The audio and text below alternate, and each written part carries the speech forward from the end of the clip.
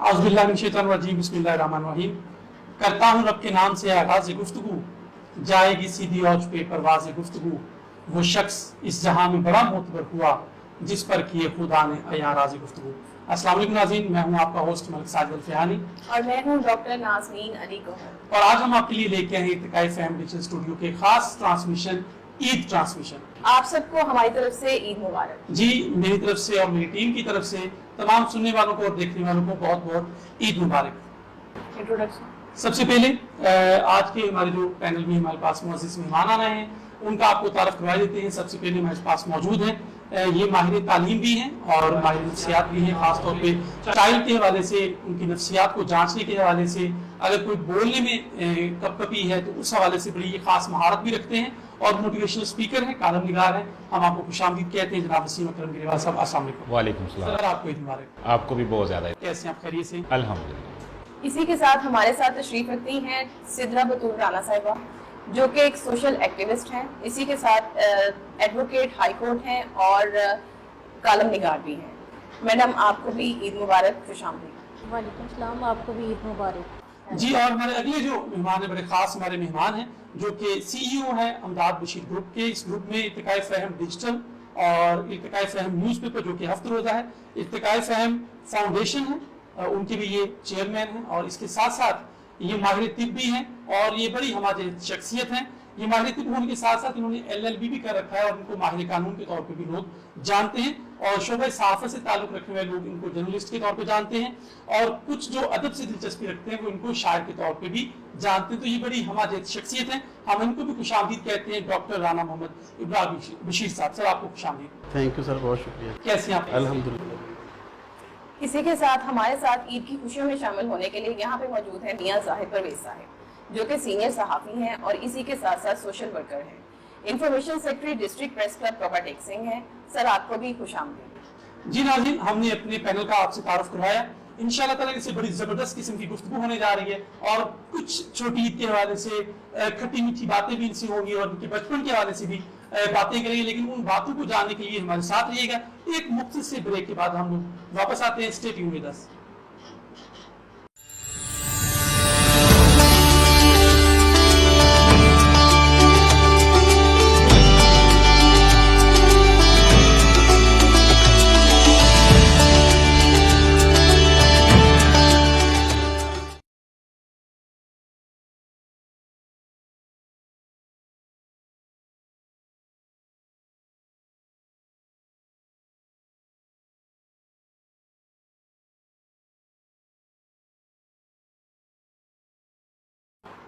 जी, welcome back. Eid की खुशियों में आपको खुशामदीद कहते हैं और अपनी गुफ्तगू का आगाज करते हैं। जी, अगेन हमारे देखने वालों को, सुनने वालों को ईद मुबारक। सबसे पहले हमारे साथ मौजूद है हमारे नफ्सियात वसीम अकरम गिरवाल साहब। सर, मैं ये आपसे जानना चाहूँगा कि बचपन की ईद और जब हम बड़े हो जाते हैं इस ईद में क्या फ़र्क है? आप देखिए कि बचपन में बड़ी खुशी होती है हमें ईद की, और जैसे ही बड़े होते जाते हैं वो खुशी कम होती जाती है। तो इसमें क्या नफ्सियात है आपकी नज़र में? इस फ़र्क में तो हर बंदा इसको महसूस करता है। जी। आप भी महसूस कर रहे हैं, डॉक्टर साहब भी महसूस कर रही हैं, जितना पैनल बैठा है, कि जो ईद हमारी बचपन में थी अब वैसी नहीं रही। लेकिन इससे पहले कि मैं अपने बचपन की और अब की ईद का कंपैरिजन दूं, जो हमारे बचपन में बच्चों की ईद होती थी अब वो बच्चों की भी बचपन में ईद नहीं होती। बिल्कुल सही। इस कंपैरिजन से हमें फ़र्क पता चल जाएगा या वजह पता चल जाएगी कि अब हम क्यों खुश नहीं हैं। जी। सर, बहुत ज़्यादा सहूलियात और लज़्ज़तों की जो अवेलेबिलिटी है वो भी लज़्ज़त में कमी का बायस बनती है। मैं और आप जब छोटे थे हमें सिर्फ ईद पे नए जूते और कपड़े मिलते थे, ऐसे ही। और एक्साइटमेंट का लेवल ये होता था कि रात को साथ रख के सोते थे बिल्कुल। और उस नए जूतों की खुशबू सूंघनी और बड़ी एक्साइटमेंट और बहुत ज़्यादा कोई मतलब हमें फ़न अवेलेबल होता था। ईद पे PTV पे एक फ़िल्म आती थी, उसके लिए हमारे जो ख़वातीन हैं घर की, उनने पूरा दिन काम निपटाना, बल्कि पूरे पूरे मोहल्ले के लोग इकट्ठे होते। मोहल्ले के लोग इकट्ठे होकर उस फिल्म को देखना। वो बहुत सारी मशहूरियों में थोड़ी सी फिल्म होती थी लेकिन वो मज़ा पूरा देती थी। लेकिन जैसे जैसे सहूलियात बढ़ती गई हैं, सहूलियात का जो हमारे पास ढेर लग गए हैं, अंबार लग गए हैं, तो जितनी ज़्यादा सहूलियात हैं उतनी ज़्यादा खुशी महंगी हो जाती है। जब मैं और आप छोटे थे तो हमारे पास चीज़ें थोड़ी थी, थोड़ी सी चीज़ मिलती थी तो खुशी मिलती थी। अब हमारे पास बहुत कुछ है और अभी हमें खुश होने के लिए भी बहुत कुछ चाहिए या बहुत बड़े लेवल पे चाहिए। तो इसलिए हर इंसान की बचपन की ईद का और बड़े होने में जो ईद का फ़र्क है बेसिकली तो वो यही है कि हमें 50 रुपये, 20 रुपये, 30 रुपये ईदी मिलनी और हमारी खुशी जो होती है वो डबल हो जाती थी। अब हम 3 लाख 2 लाख 50 हज़ार कमाते हैं, लेकिन वैसे हम खुश नहीं हो पाते। अच्छा वसीम साहब, इसमें देखिए कि आपने नियमतों की बात की, डेफिनेटली नियमतों की वजह से जो खुशी में कमी हो गई है, लेकिन अगर मुसावात की बात की जाए तो ये सहूलियत हर बच्चे के पास तो मौजूद नहीं है। अभी भी कुछ घराने ऐसे होंगे कि जहाँ पे वो शायद ईद में भी 2 जोड़े कपड़े वो सिलवाने से कासिर होंगे, तो वहाँ पे फिर ईद की खुशियों का लेवल क्या होता है? आप ये चूंकि नफ्सियात के हवाले से हमने देखना है कि वो बच्चा जिसके पास महरूमी है और वो बच्चा जिसके पास सारी सहूलियत दस्तयाब है, तो वो कैसे हम कंपैरिजन करें खुशी के लेवल को? सर देखें, ये तो हमारी अपना एक सोच है ना, अपने डेफिनेशन सेट की हुई है कि मेरे बच्चे के पास सारी सहूलतें, इनकी एक अच्छी ईद है, इसको नए 3 दिन के लिए कपड़े मिल गए, जूते मिल गए, पॉकेट मनी भी मिल गई। अब वो पीछे गली में एक छोटे से घर में या एक खेमे में एक फैमिली गुजार रही है ज़िंदगी, तो वो हो सकता है किसी के उतारे हुए कपड़े पहन रहे हों या उन्होंने पिछली ईद के कपड़े या पुराने कपड़े पहन रहे हों। हाँ जी, हमारा कंपैरिजन ये है, हम ये सोच रहे हैं कि वो तो इतना खुश नहीं होना जितना मेरा बच्चा खुश है, तो अल्लाह तो उसका भी है, तो अल्लाह ने उसको उसी में हमारे बच्चे से ज़्यादा खुशी दे देनी है, नंबर 1। हाँ, उसकी खुशी फीकी पड़ सकती है जब वो सोशल कंपैरिजन में जाएगा। तो दूसरी रीज़न ये भी है कि हमारी खुशियों के कम पड़ने के पीछे एक सोशल कंपैरिजन भी है। जो मेरे पास है ना, अगर हम सोचेंगे जो मेरे पास है ये सब खास है, तो मुझे किसी के उतारे सेल्फ सेटिस्फेक्शन, मुझे बेशक उतारे हुए किसी कपड़े मिले हैं, लेकिन मैं फर्स्ट टाइम पहन रहा हूँ इस ईद पे, मेरे पास कपड़े हैं, साफ़ सुथरे हैं, तो ये भी बहुत है। लेकिन अगर हम सोचेंगे कि नहीं यार मेरा सूट तो ब्रांड का नहीं है, जो फ़लाँ ने स्टेटस लगाया था मेरे रिश्तेदार ने, उसने तो ब्रांड पहना हुआ था, तो या मेरे पास जो हल्का ब्रांड है उसने महंगा ब्रांड पहना हुआ था, तो जो सोशल कंपैरिजन है ये भी हमसे खुशियाँ छीन रहा है। और दूसरी बात कि अब तो बहुत ज़्यादा फैसिलिटी हो गई है, जिनको जाकर आप फिज़िकली मिल सकते हैं उनसे फ़िज़िकली मिलें, अदरवाइज़ आप टेलीफोन पे ज़रूर उन रिश्तों को, क्योंकि जो कनेक्शन है ना ये एहसास को ज़िंदा रखता है। अगर आप अपनी सगी माँ से ना मिलें और उसके बरक्स उन लोगों में बैठना शुरू कर दें जो लोग आपकी माँ को पसंद नहीं करते, बिल्कुल सही, शरीका कह लें या इर्द गिर्द के लोग, तो आपको अपनी माँ पे शक होना शुरू हो जाएगा, जिसकी मोहब्बत पे शक ही नहीं की जा सकती।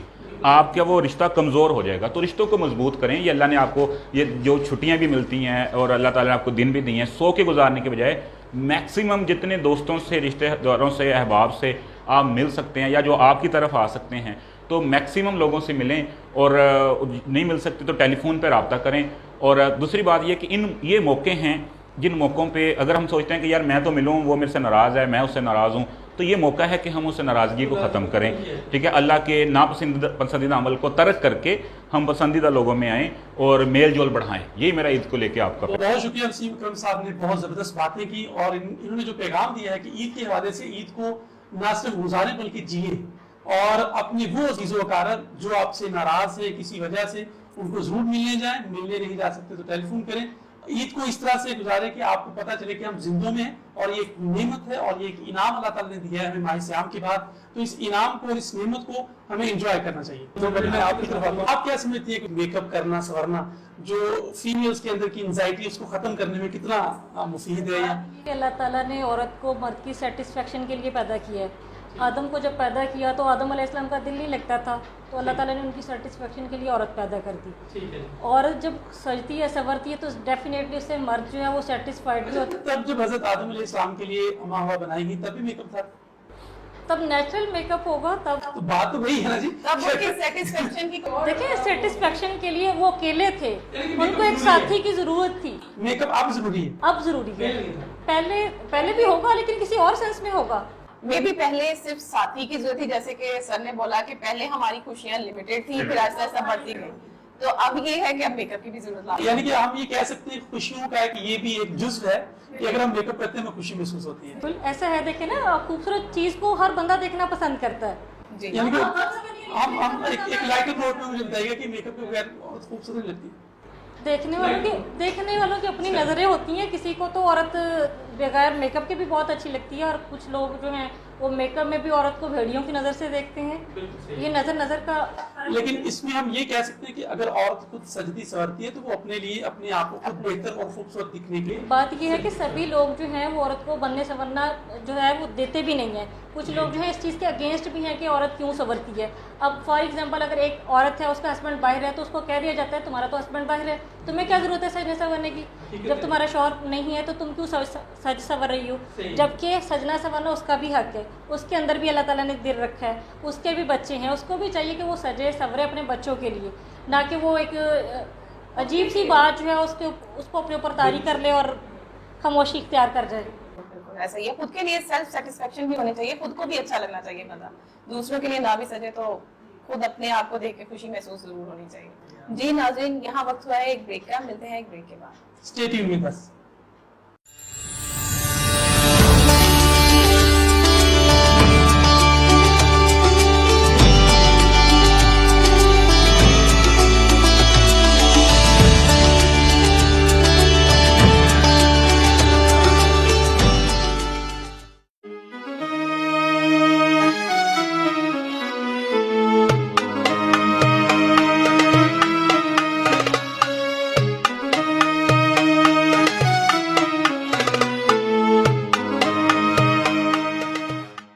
अस्सलामुअलैकुम सर, मैं अमदाद बशीर अस्पताल अपनी बेटी को लैके ऐसे गले का ऑपरेशन से उसका कोई अमले ने किसी किस्म का कोई मुतालबा 1 रुपये तक नहीं किया और बल्कि उन्होंने एटीट्यूड रवैया इन्ना को अच्छा सी, इन्ना को बेहतरीन सी, जी मैं अपने लफ्ज़ों में तारीफ लफ्ज़ ही कोई नहीं इन्होंने शुक्रिया अदा करते तो इन्होंने तारीफ करते।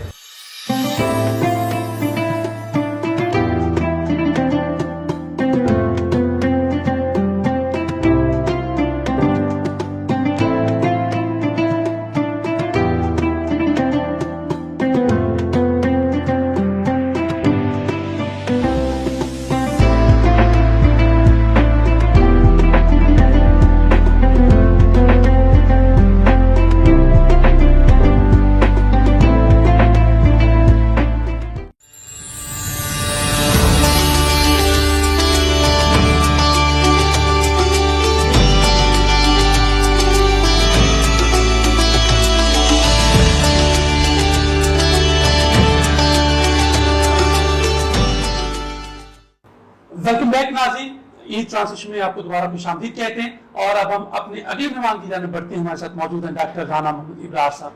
डॉक्टर साहब आप साथी भी हैं, वकील भी हैं और आप शुबा तिब से भी ताल्लुक है, आप जिम्मेदार भी हैं, आप इतना कुछ कैसे मैनेज कर लेते हैं? बेसिकली इसलिए कि ज़िंदगी में टेंशनें कम रही। ठीक है, शुरू से आदत इस तरह की बनी हुई है कि मैं अगर फ्री होता हूँ तो मेरा फ्री होने वाला जो टाइम है, वो जो टाइम ड्यूरेशन है, वो बहुत बुरी होती है। ठीक है, मल्टीपल काम इसीलिए करता हूँ मसरूफ़ रहूँ और मुझे मज़ा आता है, मीन्स मुझे कोई ये बर्डन नहीं लगता। इन सारे प्रोफेशन में से, इन सारे कामों में से सबसे पसंदीदा काम आपका कौन सा है? जिम्मेदार जानवर पालना, डेयरी फार्म है मेरा, जानवरों को देखना, जानवरों के साथ रहना, नेचर में रहना, वो मुझे ज़्यादा पसंद है, सबसे ज़्यादा। जी ठीक है सर, तो आप ये बताएं कि इस सब के साथ साथ आप ईद कैसे सेलिब्रेट करते हैं? ईद जैसे नॉर्मली सब करते हैं। सो के गुजारते हैं? नहीं, सो के नहीं गुजारता। नॉर्मली आपने बात में ज्यादातर आपकी ईद में लोग सो के गुजारते हैं। नहीं, मैं सो के नहीं गुजारता। ईद में नॉर्मल लोगों की तरह गुजारता हूँ। नॉर्मल मीन्स के सुबह उठ के, ये शादी से पहले की ईद और बाद की ईद में काफ़ी सारा फ़र्क है, और फिर बाप बनने के बाद वाली ईद में काफ़ी सारे फ़र्क है। क्या फ़र्क है डॉक्टर साहब? आपने क्योंकि 3 पोर्शन में ईद को डिफाइन कर दिया कि शादी से पहले, शादी के बाद और बच्चों के बाद, तो ये अलग अलग बताइए जरा। अच्छा, शादी से पहले ये होता था, जब बचपन में थे, जिस तरह हमारे साइकोलॉजिस्ट गिरवाल साहब फरमा रहे थे, उस वक्त खुशी ज़्यादा होती थी जी। उसका हरगिज़ मतलब नहीं है कि अब खुशी नहीं होती, लेकिन खुशी का लेवल चेंज हो गया, समझ आना थोड़ी सी चीज़ें। वो उस वक्त फॉर एग्जांपल ये नहीं होता था कि मुझे पैसे कहाँ से आएंगे, मैंने अर्न करने हैं, इस तरह नहीं होता था। माँ या बाप पैसे देते थे, मैं खर्च कर लेता था, एंजॉय कर लेता था दोस्तों के साथ, बहन भाइयों के साथ। उसके बाद जब बड़े हुए, थोड़ी ज़रूरियात ज़्यादा हो गई, उस लिहाज से टेंशन होती थी थोड़ी सी कि ईद से पहले इतने पैसे होने चाहिए, इतनी चीज़ें मेरे पास होनी चाहिए, मेरे पास जूता होना चाहिए, मेरे पास मेरे दोस्तों के मुताबिक कपड़े वगैरह होने चाहिए, ये था। फिर जब शादी हो गई तो शादी में जो बच्चों मीन्स के हम जिस तरह पंजाबी बच्चे कहते हैं, वो बेगम साहिबा की, बिल्कुल, उनकी जो चीज़ें थी उनके लिए फिर कुछ अपनी चीज़ों पे कंप्रोमाइज़ करना पड़ा। अपनी चीज़ों पे यानी कि आप उनके लिए कंप्रोमाइज कर रहे हैं? नहीं, खुशी से नहीं कर रहे? नहीं, ये बात आप बता रही डॉक्टर साहब, नहीं आप ऐसी बात नहीं है। कंप्रोमाइज़ में इस सेंस में कह रहा हूँ कि फॉर एग्जांपल अगर मेरा दिल कर रहा है कि मैं 10,000 के शूज़ लूँ, तो वो मैं 7,000 के ले लेता हूँ। मैं कहता हूँ अच्छा बेगम जो है वो यहाँ पे भी आप जाती कर रहे हैं, लेकिन कुछ उसमें 7,000 भी के एक लिए तरह से उनको ये खुशी- 3,000 के लिए किसी चीज़। मुझे खुशी मिलती है अपनी, देखें जिस तरह मेरी मिसिज़ हैं, उनसे प्यार करता हूँ, मेरा दिल करता है कि वो ज़्यादा अच्छी लगे, प्यारी लगे। बिल्कुल सही। वो इस सेंस में है ये कंप्रोमाइज़। तो आज का दिन जो ईद का है, आप ईद इस बार क्या प्लान कर रखा है आपने कि कैसे सेलिब्रेट करनी है, बच्चों के साथ, फैमिली के साथ या दोस्तों के साथ, कैसे? सर असल में जब तक मेरी वालदा मोहतरमा हयात थी उस वक्त तो ईद बिल्कुल और तरह की हुआ करती थी, उसमें ज़्यादा इंजॉय भी करते थे, माँ ज़िंदा होती थी। अभी ये होता है कि ईद वाले दिन सुबह हम वालदा की मज़ार पे जाते हैं, उनकी कब्र पे जाते हैं। हमारा समुंदरी में है मेरे नान के, तो वहाँ पे हमारा आधा दिन गुजरता है। उसके बाद फिर हम वापस आ जाते हैं टोबा टेक से। फिर लिया है बेसिकली जहाँ पे जो मेरी जन्मभूमि है, चौबारा लिया की तहसील है, वहाँ पे जाके सुकून मिलता है। माँ के बाद फिर अपनी ज़मीनों पे चला जाता हूँ, चौबारा चला जाता हूँ, लिया वहाँ पे नेचर बेसिकली पसंद। बेसिकली मैं उस अपने माहौल में चला जाता हूँ। हाँ, मेरे बच्चों की कोशिश ये होती है, क्योंकि बच्चे हैं, कि हम किसी न किसी सिटी में जाएं, किसी जॉयलैंड में जाएं, वहाँ पे हम खेलेंगे, हम कुछ खाएं पिएंगे, लेकिन मेरी ये कोशिश होती है कि उनको इंजॉय करवा के उसके बाद उनको भी उसी माहौल में ले जाऊँ जिस माहौल में मैं पला बड़ा हूँ।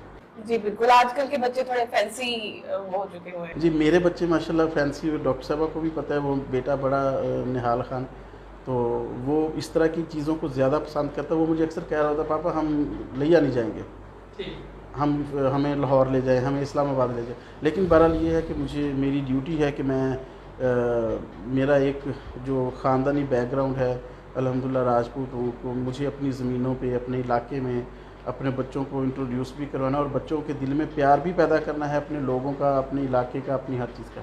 तो मैं कोशिश यही करता हूँ at the end of the day कि उनको लेके अपने लिया में चलूँ।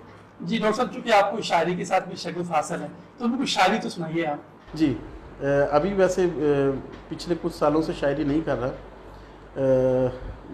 एफएससी की एक टाइम में मैंने एक नज़म लिखी थी पंजाबी में, वो अर्ज़ खिदमत करता हूँ। 700-800 नंबर लेना केड़ी औखी गल है, 700-800 नंबर लेना केड़ी औखी गल, जे रौला इश्क दा हुंदा ना ते साडा मैरिट पक्का सी। बहुत अच्छे। यानी कि इसमें आप ये बतला रहे हैं कि आपने इश्क किया है और नंबर कम हासिल किए। असल में एफएससी वाला दौर ऐसा होता है कि वो टीन एज होती है आपकी, उसमें आपके जज्बात भी जवान होते हैं, उसमें प्यार होना, मोहब्बत होना, ये सारी जो चीज़ें जो नेचर में हैं। ऐसे प्यार हुआ? नहीं, ये मेरे से आप सवाल मत करें। क्यों? ये मैं कह लेकिन मेरा ख्याल है उस एज के प्यार और मोहब्बत को सिर्फ अट्रैक्शन और अफेक्शन कहा जा सकता है, लेकिन प्यार और मोहब्बत नहीं कहा जा सकता। बिल्कुल, ये डॉक्टर साहब ने सही कहा। प्यार मुझे अपनी बेगम साहबा से ही है। तो यानी कि जो एफएससी वाला था वो क्या था? एफएससी वाले वो नहीं, वो अट्रैक्शन हो सकता है। बिल्कुल डॉक्टर साहब ने सही कहा। नहीं, असल में वो थी भी नहीं, बिलीव करें, इसलिए नहीं थी। मैं मेरी एफएससी मुजफ्फरगढ़ की, तो निकलना चाह रहे हैं अपने? मेरी एफएससी मुजफ्फरगढ़ की है। मुजफ्फरगढ़ में बिलीव करें पूरा 1 महीना आपने एक स्कूल कॉलेज के अंदर रहना है, बाहर भी नहीं निकलना। 3 दिन छुट्टी मिलती थी, 1 दिन आने में गुजर जाता था, 1 दिन घर और फिर वापस। इसलिए उसमें ऐसा कुछ नहीं था। ये वैसे एक शौक क्या, ये देखिए शायरी जो होती है, पोइट्री, ये बेसिकली बंदा खुद से नहीं कर सकता, ये गॉड गिफ्टेड होती है, ये आपके जहन में आ जाती है। तो मेरा भी इस तरह से हो गया। खैर आगे चलते हैं जी, आगे प्लीज अता कीजिए। जे रौला इश्क दा हुंदा ना ते साडा मैरिट पक्का सी। कुछ लोकी सानू आंदे सन कुदों भी सोहनी लगदी सी, हाँ जदों रत्ता जोड़ा पाउंदी सी ਉਹ फुੱਲਾਂ वांगू सजदी बहुत सी। अच्छे। हर पल ਉਹਨੂੰ तक्की जाना अख नहीं ਉਹ रचदी सी। ਹੁਣ ਵੇਲਾ ਰਿਜ਼ਲਟ ਦਾ ਆਇਆ ਤੇ ਲੱਗਦਾ ਹੈ ਬਸ सच्चा सी। रौला इश्क दा हुंदा ना ते साडा मैरिट पक्का सी।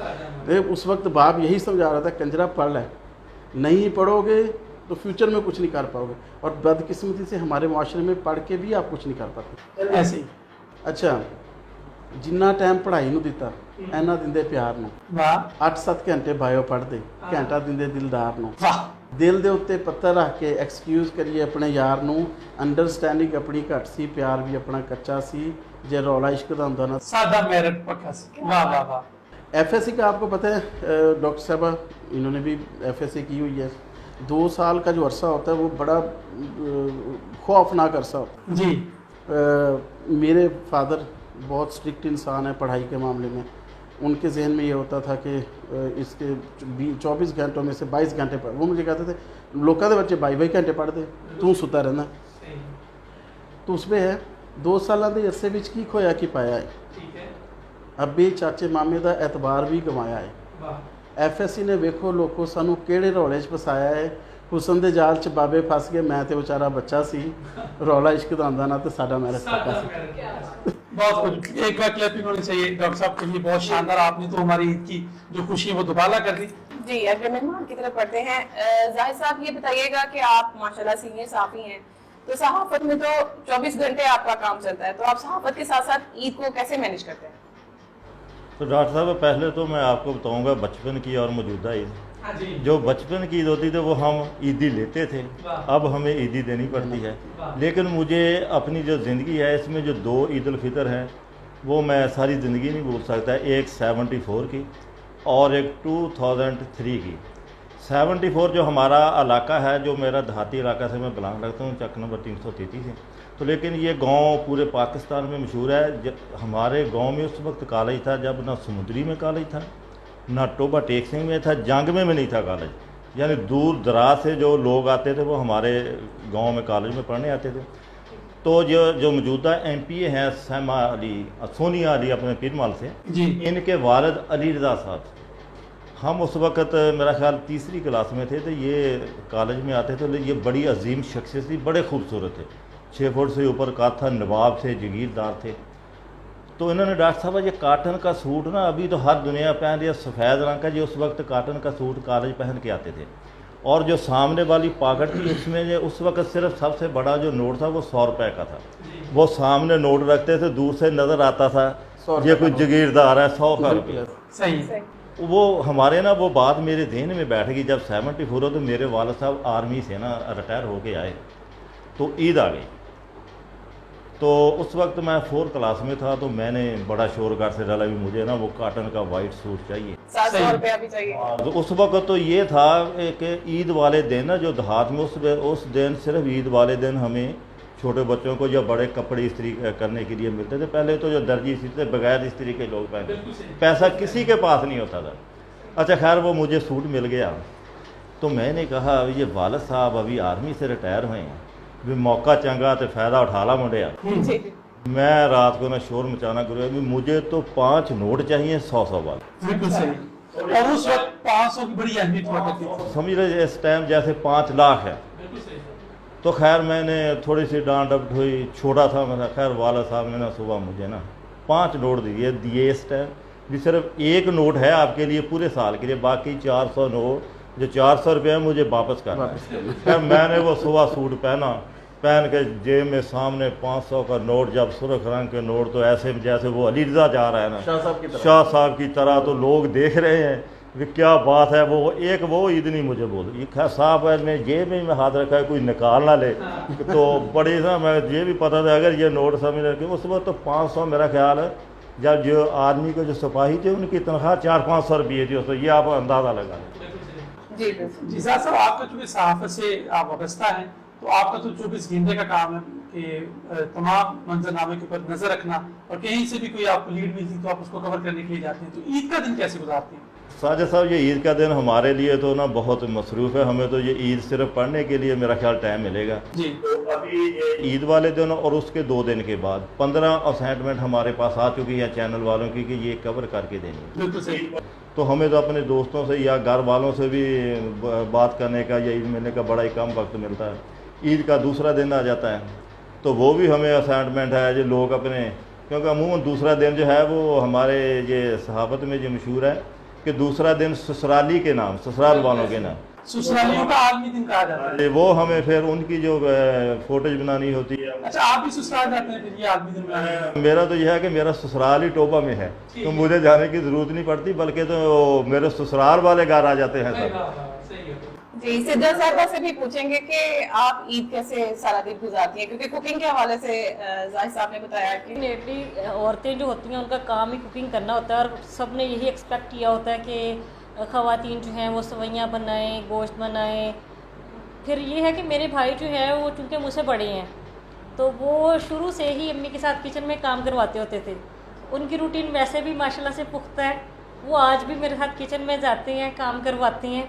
अगर मैंने आटा गूंदना है, रोटी बनानी है, तो उन्होंने हंडिया पकाने में मेरी हेल्प करनी है। मेरा टाइम बहुत अच्छा स्पेंड होता है क्योंकि मेरे बहन भाई बहुत कोऑपरेटिव हैं, तो मिल बांट के हम लोग काम ख़त्म कर लेते हैं और फिर मौका मिल जाता है एक दूसरे के साथ गपशप लगाने का, बाहर अंदर जाने का, घूमने फिरने का। तो वो फिर ये है कि हम मैनेज कर लेते हैं, किसी एक पे सारी जिम्मेदारी नहीं डाली जाती कि भाई आपने ही करना है और आपसे ही लेना है, ऐसा सिस्टम नहीं है। और मेरे ख्याल में हर घर में इस तरह का सिस्टम होना चाहिए कि अपनी बहनों के साथ कोऑपरेट करना चाहिए, या फिर जिन घरों में भाभियाँ होती हैं वो भी साथ हाथ बटाती हैं। और सेकंड है, आपको भी पता है कि सब लोग चले जाते हैं अपने अपने मैके में या ससुराल में, लड़कियाँ चली जाती मैके में चली जाती हैं और फिर पीछे से फिर बहनें जो होती हैं वो सेकंड डे भी उन्होंने ही डील करना होता है। तो मेरा तो ऑलमोस्ट ये है कि मैं ये कभी नहीं कहती कि मैं ही सारा दिन मैंने किचन में गुजारा, क्योंकि हम किचन में जाते हैं थोड़े से टाइम के लिए जाते हैं और फिर कोऑपरेटिव सिस्टम के लोग जो हैं, बहन भाई जो हैं, वो आ जाते हैं और वो सब मिल बांट के काम जो है वो जल्दी निपटा लेते हैं। इस तरह हमें एक दूसरे की जो है से ज़्यादा देर तक बात करने का, खुशियाँ सेलिब्रेट करने का मौका ज़्यादा मिल जाता है। नाज़रीन, ईद की खुशियां मनाने के लिए हमारे पास बहुत जबरदस्त मेहमान मौजूद रहे, हमने इनसे बातें की और मजीद भी हमारे साथ कुछ मेहमान मौजूद हैं। एक मुख्तसर वक्फे के बाद हम वापस आते हैं। Stay tuned with us.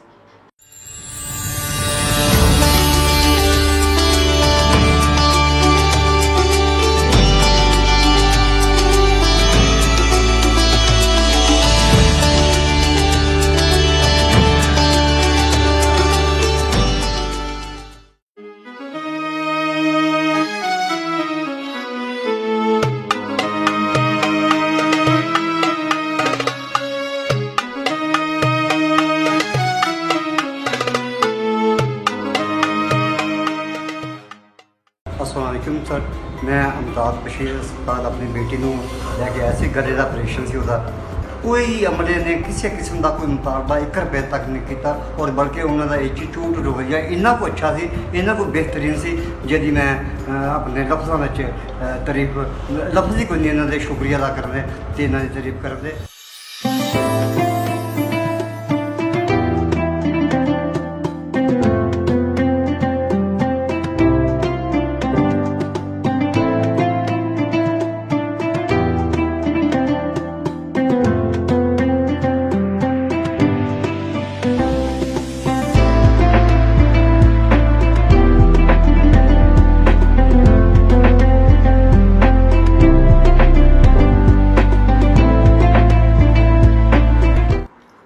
Welcome back. Eid की खुशियां जारी और सारी हैं। आप सबको हमारी तरफ से ईद मुबारक। इसी के साथ साथ आपको मिलवाते हैं अपने नए मेहमानों से। हमारे पास मौजूद हैं मैडम इरम सरताज साहिबा, जो कि PhD स्कॉलर हैं, माहिर तालीम हैं और शायरा भी हैं। थैंक यू मैडम, ईद मुबारक।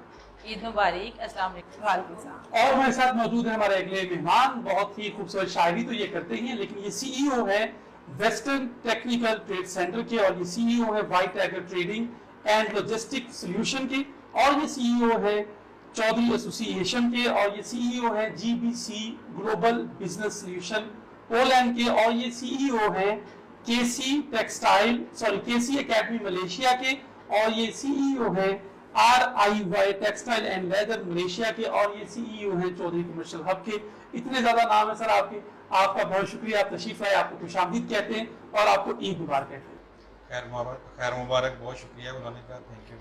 इसी के साथ साथ हमारे पास मौजूद है साकिब चौधरी साहब, जो कि माहिर तालीम हैं और शायर भी हैं और सरपरस्त आला वज़्म वफ़ाई कर भी हैं। सर खुशामदीद। और हमारे साथ अगले हमारे जो बड़े खूबसूरत मेहमान मौजूद हैं, सीनियर सहाफ़ी हैं, नायब सदर हैं district press club register Toba Tek Singh के, राना इमरान अहमद खान साहब। सर आपको ईद मुबारक और खुशामदीद। मैडम सबसे पहले तो ये बताइएगा कि आप अपने स्केड्यूल में काफी बिजी रहती होंगी, तो आप ईद की तैयारी कैसे करती हैं? रमजान से पहले कर लेती हैं, रमजान में करती हैं, या कैसे आप तैयारी को मुकम्मल करती हैं? ईद की तैयारियां जो है ना वो पूरी की पूरी छोड़ देती हूँ अपनी मदर पे। अच्छा। अल्लाह ताला उनको ज़िंदगी सेहत और तंदुरुस्ती दे। इवन कि अब तो मैंने उनको जो है ना वो कह दिया कि जो मेरी ईदी है तो उसमें हर चीज़ होनी चाहिए। अच्छा। तो मैं इस बार तो बाजार तक भी नहीं गई। When she send me her the ईदी, उसमें हर चीज़ थी, तो अल्हम्दुलिल्लाह। तो मतलब आप सिलेक्टिव नहीं है अपनी चीज़ों के मामले में कि जो मैं पसंद करूँ वही हो? नहीं, मैं बिल्कुल भी सिलेक्टिव नहीं हूँ। मैंने अब तक जो है वो अपनी माँ की पसंद का पहना है और मैं अभी वही पहनती रहती हूँ। ठीक है, जो मुझे अपनी अम्मी से आ जाता है मैं पहन लेती हूँ। सही। इवन के मेरी अब्बी सारी जो है वो, क्योंकि मैं तालीम में और अपनी जॉब में और बच्चों में घर में इतनी ज़्यादा मसरूफ रहती हूँ, फिर अपने हस्बैंड के साथ जहाँ इनका बिजनेस होता है इनके साथ मूव ऑन करना पड़ता है। आपको पता है कि ये कॉन्सेप्ट ज़्यादातर पाकिस्तान में है कि what to wear what not to wear, क्या पहनना है क्या नहीं पहनना। आउट ऑफ कंट्री आप एक जीन्स ले लो, टी शर्ट ले लो और you are okay with that. तो हमें ऐसी ईदें गुजारने का बड़ा एक्सपीरियंस है कि आप जो है ना वो बस रफ एंड टफ, लेकिन जब यहाँ होते हैं तो जाहिर बात है एहतमाम करना पड़ता है। ठीक है, तो वह एहतमाम मेरी अम्मी बड़े अच्छे से। तो आप खुद से खुश, उस तैयारी से खुश होती हैं या बस फॉर्मली वो करती हैं? नहीं, मैं बहुत खुश होती हूँ, मुझे मेहमान नवाजी में ज़्यादा मजा आता है। ठीक है, मैं कपड़े जूते इन चीज़ों में नहीं उलझती। ठीक मुझे है। ऐसा लगता है मेरे घर मेहमान आए, मैं उनके लिए कुछ बनाऊँ, घर की सेटिंग अच्छे से करूँ, उनको अच्छे से वेलकम करूँ, कुछ नई नई डिशेस ट्राई करूँ, ससुराल वाले आए तो कुछ अच्छा सा बनाऊँ।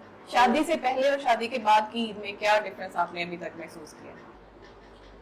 शादी से पहले की ईदें आप जाहिर बात है पेरेंट्स के साथ होते हैं तो वो डिफरेंट होती हैं, लेकिन मुझे तो शादी के बाद भी अल्लाह का शुक्र है कि बहुत प्यार मिला। बस एक ही डिफरेंस है कि शादी के बाद जो है मैं अपने ससुराल से जो मैके जाने की खुशी होती है उसमें एडिशन हो गई है। सही सही सही। You have to go to your parents home at the second day of Eid, तो वो फैमिली आपकी बढ़ जाती है शादी के बाद। ठीक है, मोहब्बतें ज़्यादा मिलती हैं। जी बिल्कुल। पहले एक माँ होती है फिर दो हो जाती हैं, पहले एक तरफ से ईदी मिलती है फिर दो तरफ से मिलती है। पहले आपको सिर्फ पेरेंट्स की माननी पड़ती है, फिर आप कहीं से मनवा भी सकते हो। तो शादी के बाद ज़्यादा फायदे हैं। ठीक हो गया। तो ईद का दिन कैसे सेलिब्रेट करती हैं? जैसे आज ईद है तो अभी आप शो से फारिग होकर कैसे ईद सेलिब्रेट करें? Same I have told you कि मुझे अच्छा लगता है कि मैं गैदरिंग रखूँ अपने पास, तो बच्चों के साथ अपनी ईद मनाती हूँ। ठीक है, अपनी बेटी को तैयार करना, बच्चों को तैयार करके उसके बाद अपनी सासू माँ का इंतज़ार करना, उनको अपने घर पे बुलाना, ठीक है, अपने हस्बैंड से ईदी लेना, बच्चों को ईदी देना। तो मतलब आप अभी भी ईदी लेती हैं? मैं ईदी लेती हूँ और ज़ोरों शोर से लेती हूँ। इवन के मेरे जो जेठ हैं वो मतलब बड़े हैं और थोड़े he is a very serious man, तो मैं तो उनसे भी ईदी निकलवाती हूँ कि आज तो ईदी देनी है आप। यानी कि आपका बचपन जो है वो अभी तक चल रहा है कि आप बचपन से लेकर अभी तक ईदी लेने का आपका जो मरहला है वो चल रहा है? सर दिल तो बच्चा है, दिल तो बच्चा है, आज भी बच्चा यानी है। कि आप बच्चों को फिर ईदी नहीं देते? नहीं सर, मैं देती भी बहुत अच्छा, यानी कि ईदी ले भी रहे हैं और दूसरी तरफ ईदी आप दे भी रहे हैं। देखिए, मैंने अभी भी इस दफ़ा ईद पे अपने सारे भतीजों के लिए, भतीजियों के लिए, सबके लिए मैंने बॉक्सेस बनाए हैं डिफरेंट। और इट्स नॉट लाइक दैट कि बस सिंपली आप पैसे दो, तो there is no charm in that. तो मैंने बच्चों के लिए डिफरेंट बॉक्सेस बनाए हैं छोटे छोटे से, किसी में कुछ है किसी में कुछ है, तो when they open it they get a kind of like happiness. तो मैं डिफरेंट ज़रा उनको लगता है कि अच्छे से चाची ने ईदी दी है या मामी ने, तो अब पता है रिश्ते बढ़ जाते हैं। जी बिल्कुल, एक अच्छा जेस्चर ऑफ लव।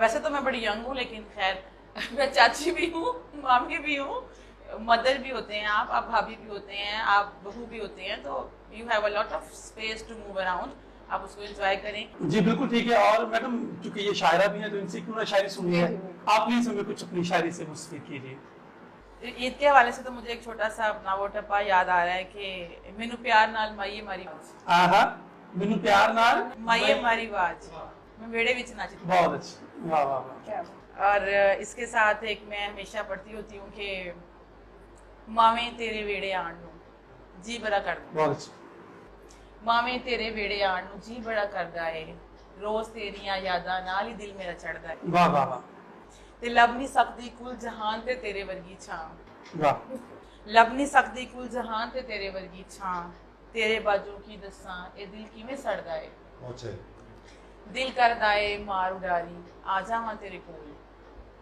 दिल करदा है मार उडारी आ जावां तेरे कोल, पर रीत रिवाज दा पत्थर वेख तू जरा हलदा है, क्या बात, मावे तेरे वेड़े आण नू जी बड़ा करदा है। बहुत शुक्रिया, बहुत अच्छी आपने गुफ्तगू की और हमें शायरी भी सुनाई। हमारे साथ अगले जो हमारे मेहमान है यासीन चौधरी साहब।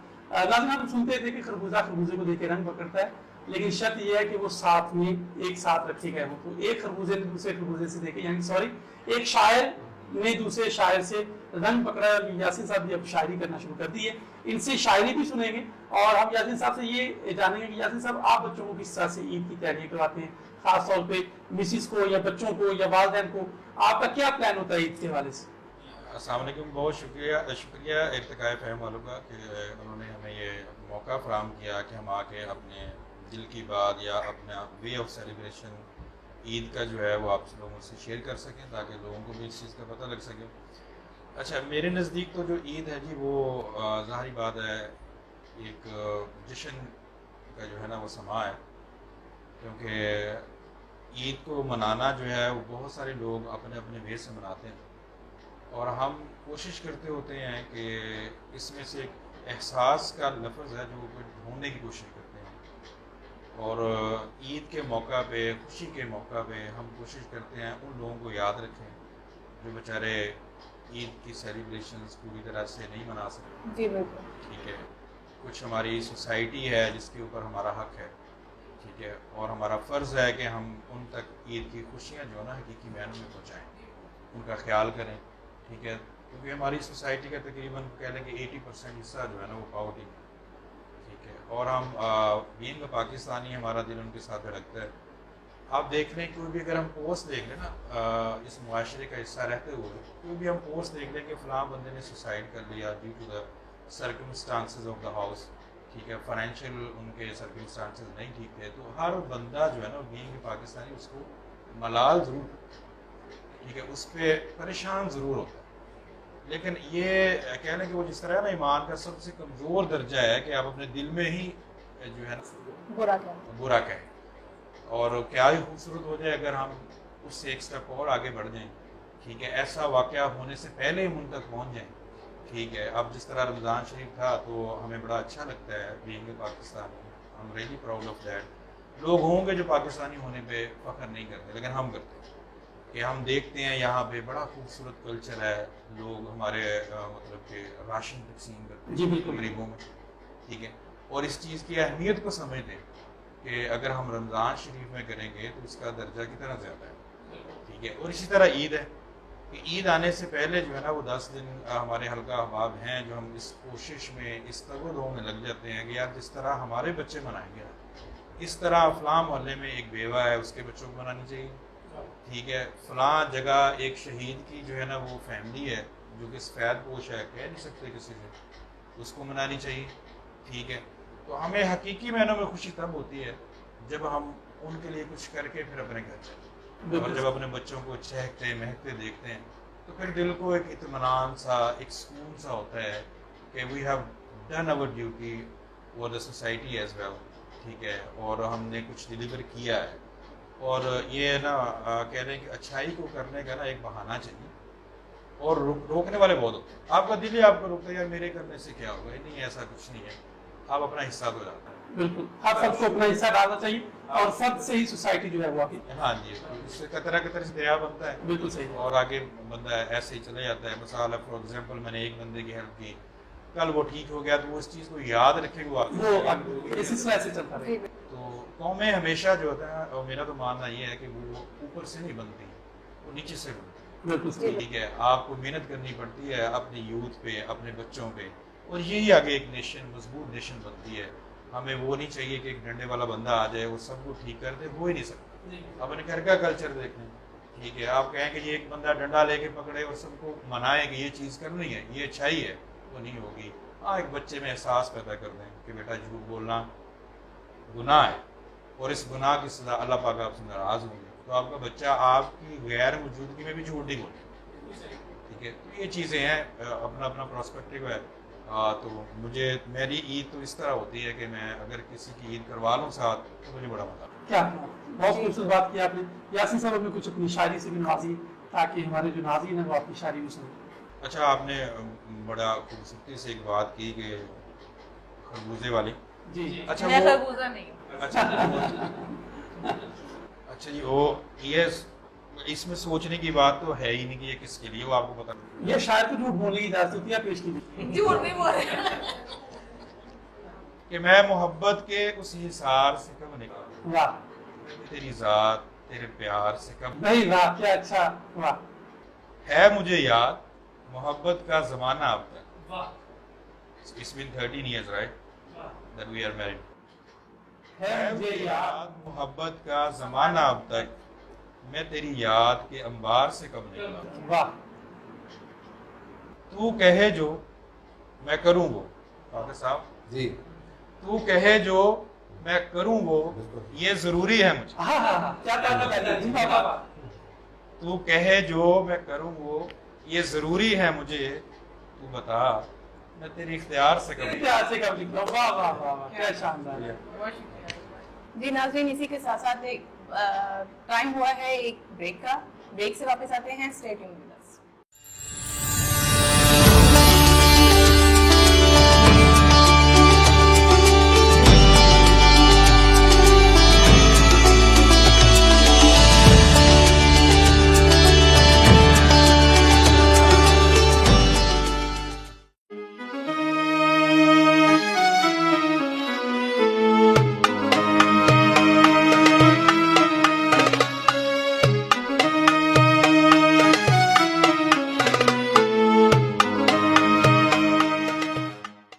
अस्सलामुअलैकुम सर, मैं अमदाद बशीर अस्पताल अपनी बेटी ਨੂੰ ਲੈ ਕੇ ਆਇਆ ਸੀ। ਗਲੇ ਦਾ ਆਪਰੇਸ਼ਨ ਸੀ ਉਹਦਾ। ਕੋਈ ਅਮਲੇ ਨੇ ਕਿਸੇ ਕਿਸਮ ਦਾ ਕੋਈ ਮੁਤਾਲਬਾ 1 ਰੁਪਏ ਤੱਕ ਨਹੀਂ ਕੀਤਾ ਔਰ ਬਲਕਿ ਉਹਨਾਂ ਦਾ ਐਟੀਟਿਊਡ ਰਵੱਈਆ ਇੰਨਾ ਕੁ ਅੱਛਾ ਸੀ, ਇੰਨਾ ਕੁ ਬਿਹਤਰੀਨ ਸੀ, ਜਿਹਦੀ ਮੈਂ ਆਪਣੇ ਲਫ਼ਜ਼ਾਂ ਵਿੱਚ ਤਾਰੀਫ ਲਫ਼ਜ਼ ਹੀ ਕੋਈ ਨਹੀਂ ਇਹਨਾਂ ਦੇ ਸ਼ੁਕਰੀਆ ਅਦਾ ਕਰਦੇ ਤੇ ਇਹਨਾਂ ਦੀ ਤਾਰੀਫ ਕਰਦੇ।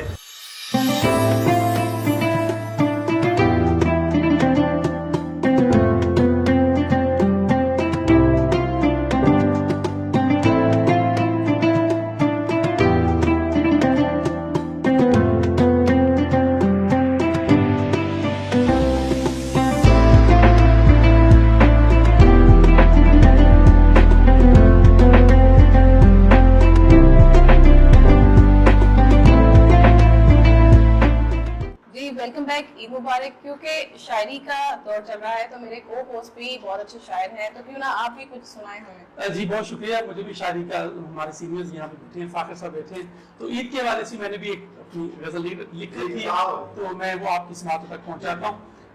मतलब अर्ज करता हूँ जी कि मुझसे मिलने चले आओ इस ईद पर। वाह भाई वाह। मुझसे मिलने चले आओ इस ईद पर, आके दो कुछ नए खाओ इस ईद पर। भाई वाह डॉक्टर साहब क्या बात है। मुझसे मिलने चले आओ इस ईद पर, आके दो कुछ नए घाव इस ईद पर, और जीत जाएगा मेरा सनम देखना। भाई क्या कहने, जीत जाएगा मेरा सनम देखना, रूबरू चांद ले आओ इस ईद पर। रूबरू चांद ले आओ इस ईद पर, और मुफलिसी वास्ता तुझको सरकार का। आए हाय मुफलिसी वास्ता तुझको सरकार का, मेरे घर से निकल जाओ इस ईद पर। बहुत अच्छे। मुफलिसी वास्ता तुझको सरकार का, मेरे घर से निकल जाओ इस ईद पर। और वो है बेज़ौक फिर भी मेरे शेर पर। आए हाय वो है बेज़ौक फिर भी मेरे शेर पर, सुन के उसने कहा वाओ इस ईद पर। बहुत अच्छे। वो है बेज़ौक फिर भी मेरे शेर पर, सुन के उसने कहा वाओ इस ईद पर। और एक खास पैगाम है इस शेर में कि ना कहो कुछ बुरा न सुनो कुछ बुरा, ना कहो कुछ बुरा न सुनो कुछ बुरा, गीत सब प्यार के गाओ इस ईद पर। ना कहो कुछ बुरा न सुनो कुछ बुरा, गीत सब प्यार के गाओ इस ईद पर। और चाहते तुम भी हो मुझको मेरी तरह, चाहते तुम भी हो, चाहते तुम भी हो मुझको मेरी तरह, ये है सच सबको बतलाओ इस ईद पर। बहुत अच्छे भाषा, बहुत अच्छे। और एक मुद्दत हुई तुझको देखा नहीं, एक मुद्दत हुई तुझको देखा नहीं, चेहरा अब अपना दिखलाओ इसे। बहुत अच्छे। एक मुद्दत हुई तुमको देखा नहीं, चेहरा अब अपना दिखलाओ इस ईद पर। और ना गले से लगाया ना कुछ बात, भाई क्या बात है। ना गले से लगाया ना कुछ बात की, था अजब उसका बर्ताव इस ईद पर। ना गले से लगाया ना कुछ बात की, था अजब उसका बर्ताव इस ईद पर। और मतलब देखिए कि वो जो था सिर्फ आखिर का अब न रहा, वो जो था सिर्फ आखिर का अब न रहा, ये खबर सब में फैलाओ। बहुत अच्छे डॉक्टर साहब, जिम्मेदारी लगा दी है उन्होंने हमारी, ये खबर फैलाओ सारी। अब हम फाखिर साहब से पूछेंगे कि सर आप मुआशरे पे काफी अच्छी नजर रखते हैं, तो आजकल देखने में आ रहा है कि लोग नमाज ईद के बाद सो जाते हैं और सो के अपना सारा टाइम गुजारते हैं, तो आप इसकी क्या वजूहात आपके ज़हन में है? बहुत बहुत शुक्रिया जी। Thank you. आपने मेरे बारे में एक राय कायम की हुई है कि मेरी सोसाइटी पर एक नज़र है, तो आपने इस काबिल समझा मुझे। अच्छा, इसमें ना जो ईद के बाद ज़्यादातर लोग जो सो जाते हैं, बेसिकली वो बिजनेसमैन लोग होते हैं और उनका ना पब्लिक रिलेशन जो है ना उनके, वो बहुत कम होते हैं। दुकान से घर, जब छुट्टी का, अच्छा ईद का दिन ही नहीं, वो कोई भी डे हो ना छुट्टी वाला, उस दिन वो सो के गुजारते हैं, ईद वाला दिन भी वो सो के गुजारते हैं। ये उनकी अच्छा फारूक साहब, आपने बिजनेसमैन को सिर्फ स्पेसिफिकली कर दिया है, तो मेरा ख्याल है कि जॉब वर्कर्स हैं, फर्स्ट के जो टीचर्स हैं, एग्जांपल देता हूँ, ये बैंकर्स हैं, तो उनका भी तो यही शेड्यूल होता है, सुबह जॉब पे गए, शाम को घर आए, सो गए, तो इसको आप स्पेसिफिकली बिजनेस नहीं मौलवी साहब, उसमें ना पता क्या है, कुछ ना ट्रेंड बन जाता है जी। जो टीचर है, ये जॉब होल्डर लोग हैं ना, उनके अपने कोलीग जो हैं उनको फ़ोन करना, उनके घर जाना या उनका घर पे आना, और मैंने जो देखा है ना, ज़्यादातर बिजनेसमैन में ये चीज़ देखी है, तो ये किसी बंदे में भी हो सकती है, ज़्यादा ट्रेंड ये देखा ज्यादातर हम कह सकते हैं ये जी ठीक है, मतलब बिजी लाइफ हो गई है, उसकी वजह से जब छुट्टी मिलती है तो दुकान पे टाइम आते हैं, सुबह जाते हैं, रात को आते हैं, सुबह जाते हैं, दरमियान में छुट्टी आ गई, अब घर में वो क्या करें, वो तो ना उनका तो दोस्त ही कोई नहीं वहाँ पर, ठीक है, तो सारे वो दुकान के, अब दुकानें बंद हैं, तो वो अब किसके पास जा नहीं सकते, तो वो फिर डेफिनेटली वो उनका फिर तबीयत भी ऐसी होती है कि लोगों के साथ मिलना जुलना बहुत कम है उनका, वो फिर सोच, यानी कि हम ये कह सकते हैं कि उनको राहत करने में, नींद पूरी करने में उनको इत्मीनान मिलता है। डेफिनेटली देखें इसमें ना देखना पड़ेगा ईद को पहले, मैं ईद का आपको बताऊं कि ईद जो है ना, ईद उल फितर, ये है रोज़ों के बाद अल्लाह पाक ने खुशी का दिन दिया, बिल्कुल इनाम के तौर पर, जब रोज़े ख़त्म हुए, ईद आ गई, ऑटोमेटिकली वो खुशी का डे डिक्लेयर हो गया जी। अब देखना है वो खुशी जो है उसको लोग, खुशी तो है, इस पे नहीं हम कह सकते कि वो खुशी नहीं है, क्योंकि वो डे खुशी वाला डे है, सही। अब उसको ये नहीं कह सकते ये डे जो है ये इस बंदे के लिए ये खुशी वाला डे, वो खुशी वाला डे ही कहलाएगा, डिपेंड करेगा कि आप किस माहौल में रहते हैं और किस तरह उसको सेलिब्रेट करते हैं। आपके अंदर का माहौल क्या है? नहीं, दोनों सराउंडिंग का भी, आपका इनर जो है वो भी डिपेंड करेगा। अच्छा, इसमें यासिन साहब ने एक बात कही कि लोगों की ना शरीक होना खुशियों में, जो ईद वाले दिन जो चीज़ें उनके पास नहीं होती, मुफलसी होती हैं इस तरह का। अच्छा, मेरा ख्याल इसमें डिफरेंट है। तो जो खुशी का दिन है ना, हर बंदा अपने हालात के मुताबिक, अपने सराउंडिंग की जो है ना सूरत उसके मुताबिक, अपनी तबीयत के मुताबिक उसको सेलिब्रेट करता है, सही है। वो जौन सी भी हालत में है। मतलब हम जब बच्चे थे ना, तो उन दिनों एक समोसा खा के आते थे बाजार से, वो खुशी की इंतहा है, सही, ठीक है ना। हमारे बुजुर्ग थे, वो रिलेटिव्स को मिलने जाते थे, वो उनके लिए खुशी थी। यानी जो भी बच्चे हैं, जो भी लोग हैं, वो गरीब हैं या अमीर हैं, वो अपने अपने तौर पे उस डे को सेलिब्रेट करते हैं। अच्छा, यहाँ पे मैं ये कहना चाहता हूँ कि जो मुफलिस लोग हैं, जिसको हम कहते हैं कि वो उनके पास फैसिलिटीज़ नहीं होती हैं, पैसे नहीं होते, अच्छा बड़ा अच्छा नज़रिया है कि उनके साथ मिलकर वो आप करें। मेरा ख्याल है कि उनके साथ मिलकर नहीं वो खुशी मनानी चाहिए, क्योंकि वो जो है ना, उनको उनके अंदर ज़्यादा एहसास होता है कि हम गरीब हैं। जब वो अपने जैसे गरीबों में मनाएंगे ना, तो उनको एहसास नहीं होगा कि हम गरीब हैं या हमारे पास। इसमें एक पैगाम ये भी है ना कि हमें इस्लाम ये कहता है कि जब ईद आती है, हमें अपने गिरदोनवा में देखना चाहिए। जो कुछ लोग ऐसे हैं जो अपनी ईद की खुशियाँ खरीद नहीं सकते, तो जो सादे सरबत लोग होते हैं, वो गायबाना तौर पे कुछ इस्लाम ने कहा जी वो ईद वाले दिन जो खुश, ईद वाले दिन नहीं, ओवरऑल जो है वो इस्लाम में यही है कि आप अपने अजीजों कारों में देखिए, अगर आपने सदका भी कर यार देखें उसका वो है, उसके और बहुत सारे तरीके हैं। जी जी, उसके और बहुत सारे तरीके हैं। वो सेम डे पे जाके नहीं आप उनको, ये मेरा ख्याल है, हाँ जी हाँ जी, ठीक है ना, कि आप उस दिन तो वो इन्फीरियरिटी महसूस करेंगे। वो जो डे है, जो उनको पता भी नहीं हमारे पास किस चीज़ की कमी है, तो वो तो ज़्यादा फील करना शुरू करते हैं। सर असल में ईद से पहले उनकी गायबाना हेल्प कर दी जाए कि वो ईद के दिन अपने लिहाज से माहौल तौर पे ना आप उसको सपोर्ट कर सकते हैं, लेकिन उनको ये एहसास नहीं दिलाना कि हम आपके साथ सेलिब्रेट जी जी। ये देखें आप, जब मैं अगर कोई एक स्ट्रॉन्ग आदमी है फैमिली में, एक गरीब आदमी, वो उसके साथ जाके सेलिब्रेट करेगा तो उसे तो पता चल जाएगा। उनकी सेम स्टेटस के लोगों की होती है खुशी, डिफरेंट स्टेटस हो वो खुशी तो नहीं होती। सेम स्टेटस के लोग जब आपस में मिलते हैं तभी खुश होते हैं, ईद वाले दिन भी वही होगा। अगर डिफरेंट लोग, उसमें अपर क्लास का कोई आदमी उनके साथ जाके कुछ चीज़ें ले जाएगा, वो बच्चों के लिए खाने के लिए, वो मेरा ख्याल है उनका वो एहसास ज़्यादा हो जाएगा। जी ठीक है सर। आप क्योंकि बहुत अच्छे शायर भी हैं, तो हमें अपना कोई कलाम। मेरी बेगम मुझे यूं तबाह कर गई। अल्लाह अकबर, ये सच है, ये सच है, इंशाल्लाह सच होगा, ठीक हो गया। मेरी बेगम मुझे यूं तबाह कर गई, उम्र मेरी हो लंबी दुआ कर गई। क्या कहना है, वाह। उम्र मेरी हो लंबी दुआ कर गई, जाके मेके ये एहसान उसने किया। जाके मेके ये एहसान उसने किया खूब रू हिजर के दिन अता कर। वाह वाह वाह वाह।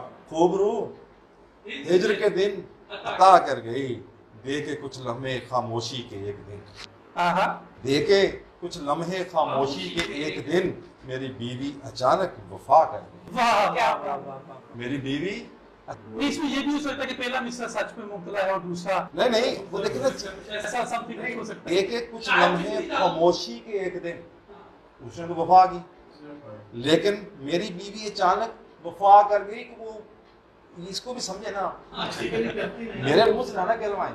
और बेगम वो भी खामोश, वो सुभान अल्लाह, क्या अच्छा है। हाँ अच्छा एक दो शेर।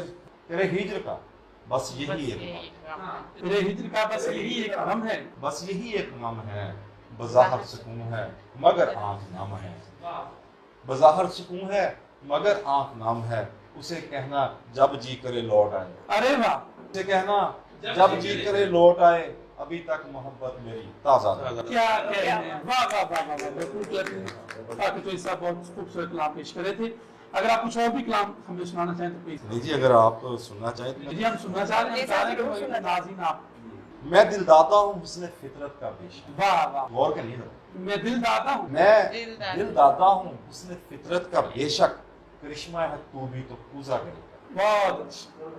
बहुत मुश्किल, कोई बात नहीं, समझ नहीं लगी तो शेर भी बड़ी चंगी तरह समझ लगती जी माशाल्लाह। ठीक हो गया। मोहब्बत मेरी को संभाले ही रखना, माशाल्लाह। मोहब्बत मेरी को संभाले ही रखना, संभाले ही रखना, हमा वक्त ये अब तुम्हारी रहे, हमा वक्त ये अब तुम्हारे रहे। जी बहुत बहुत शुक्रिया। बहुत शुक्रिया जी। ईद की खुशियाँ हम लोग शायरों के संग जो है वो सेलिब्रेट करें। हमारे साथ एक बहुत खूबसूरत सहाफ़ी मौजूद है, राना इमरान अहमद खान साहब। सर आपका शुक्रिया। सर आप बताइए, क्योंकि आप शोबा सहाफ़त से मुंसलिक हैं, तो आपकी ईद किस तरह से आप गुजरती है? फर्स्ट ऑफ ऑल तो मैं इत्तेफ़ाक़ फ़हम की टीम को ईद मुबारक पेश करता हूँ। आपको भी ईद मुबारक। बहुत शुक्रिया, थैंक यू। मलिक साहब ऐसे ही है कि ईद अल्लाह ताला की एक बहुत बड़ी अनायत है। तो पहले ईद दिया करते थे और अब देनी पड़ रही है, बांटा करते हैं। तो हर बंदे का अपना तरीक़ाकार है। मेरी वालदैन के बाद, बच्चों के बाद जो ईद होती है वो मेरे ओल्ड एज होम के साथ होती है, और यानी कि मेरी प्रायोरिटी होती है कि मैं ज़्यादा से ज़्यादा टाइम जो है यहाँ ओल्ड एज होम को दूँ। और इसके साथ साथ मैं दोस्तों को या एडवाइस भी करूँगा कि सबसे ज़्यादा आप ईद के दिन अपने वालदैन को टाइम दिया करें। ये बहुत मुख्तर टाइम है हमारे पास, क्योंकि ड्यूरेशन मैक्सिमम औलाद और पेरेंट्स के दरमियान 20 to 25 ईयर की हो सकती है। ज़्यादा एक ना एक दिन हमें अपने अल्लाह ताला के पास जाना है, लेकिन ईद की खुशियाँ जो है वो आप अपने वालदैन के साथ यानी कि सेलिब्रेट करें जी, उनकी दुआएं लें। तो ज़ाहिर है कि जब आपको दुआएं मिलेंगी, ऑटोमेटिकली वो आपके लिए जो राहें हैं वो हमवार हो जाएंगी। ऐसे इसमें आप ये बताइएगा कि क्योंकि आपने कहा कि पहले बचपन में हम ईद लेते थे, अब हमें ईद देनी पड़ रही है, तकसीम करते हैं, तो दोनों कैफियत को आप किस तरह देखते हैं? जो ईद लेने वाली कैफियत है वो ज़्यादा अच्छी है या ईद देने वाली कैफियत है ये ज़्यादा अच्छी है? ज़ाहिर है वो बचपन था, अब जो ईद देने वाली कैफियत है वो मुझे बहुत अच्छी लगती है।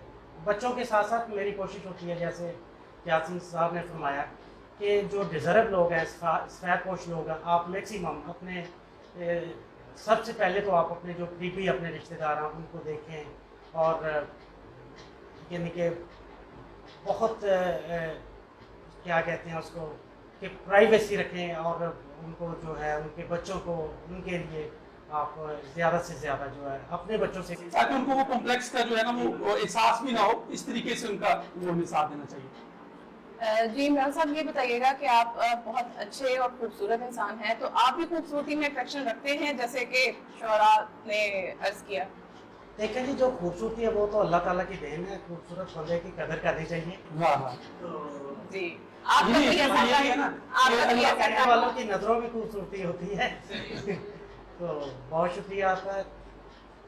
मेरे ख्याल में यहाँ पहले खूबसूरती को डिफाइन करना चाहिए, फिर आगे चलना चाहिए। जिसको जो अच्छा लगे उसके लेकिन ये तो अल्लाह ताला की बात है ना जी कि अल्लाह जमील युहिब्बुल जुमाल। डिफाइन कर दिया, जिसको जो अच्छा लगे, जिसको जो अच्छा लगे उसके लिए वो एक चीज ऐड मुमकिन है कि मेरे लिए वो खूबसूरत है, आपके लिए वो एक अलग एंगल से आप उसको देखें। बाकी जाहिर है कि वो शायर हजरात में बैठा हूँ, एक मेरा ख्याल चलो इत्तिकाए फ़हम को ही मैं डेडिकेट करता हूँ कि ज़ूफ़ शां रहे तेरे मुकद्दर का सितारा, ज़ूफ़ शां रहे तेरे मुकद्दर का सितारा, मेरी उम्मीद से बढ़कर तेरी ताब से ज़्यादा। क्या कहने हैं, बहुत शुक्रिया। राना इमरान अहमद खान साहब हमारे साथ मौजूद थे, साकिब चौधरी साहब ने हमारे साथ बहुत अच्छी गुफ्तगू की, यासीन चौधरी साहब ने हमारे साथ वक्त गुजारा, आपका शुक्रिया। मैडम इब्न सत्तार साहिबा। नाज़रीन, इत्तिकाए फ़हम के डिजिटल स्टूडियो से आज की ये जो ईद ट्रांसमिशन है अपने इख्तिताम की तरफ जा रही है, जिसमें हमने मुख्तलिफ अपने मेहमानों से बात की और हमने ये जाना कि ईद को किस तरीके से गुजारना चाहिए, बल्कि नहीं गुजारना नहीं है, ईद को जीना चाहिए। ईद का जो एक एक लम्हा है उसको जी के गुजारना चाहिए और अपनों के साथ जी के गुजारना चाहिए, अपने वालिदैन से दुआएं लेनी चाहिए। और अपने जो ईद गिर्द के माहौल में हम देखते हैं कुछ लोग ऐसे हैं जो शायद मसाइल की वजह से ईद को उस तरीके से सेलिब्रेट नहीं कर सकते, तो उनका किसी भी तरीके से गाना तौर पे हमें इस तरीके से मदद करनी चाहिए कि उनको एहसास कम तरीका भी जो है वो सामना ना करना पड़े। तो इसी मैसेज के साथ अपने मेजबान मलिक साजिद अल-फहानी को और मोहतरमा नाज़रीन अली को इजाजत दीजिए। पाकिस्तान जिंदाबाद।